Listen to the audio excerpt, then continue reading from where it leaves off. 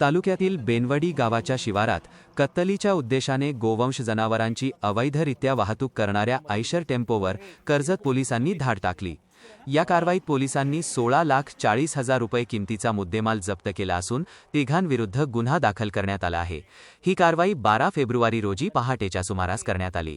कर्जत पोलिसांचे परिसरात गस्त घालत असताना police head constable Rajendra Thorat यांना गुप्त बातमीदारामार्फत माहिती मिळाली की राशीनकडून कर्जतच्या दिशेने एका विटकरी रंगाच्या टाटा आयशर टेम्पोतून जनावरे कत्तलीसाठी नेली जात आहेत।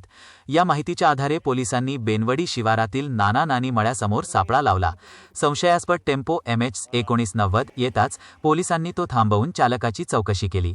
वाहनाची तपासणी केली असता त्यात चारा पाण्याची कोणतीही सोय न करता अत्यंत निर्दयपणे दाटीवाटीने जनावरे बांधलेली आढळली।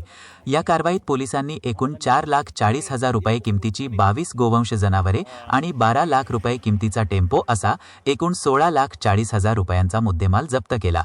पोलिसांनी चालक नवनाथ गोरख साळवे राहणार राशीन याला ताब्यात घेतले असून चौकशीत ही जनावरे राजू मेहबूब कुरेशी आणि इरफान इस्माईल कुरेशी दोघे राहणार कुरेशी गल्ली राशीन यांच्या मालकीची असल्याचे निष्पन्न झाले।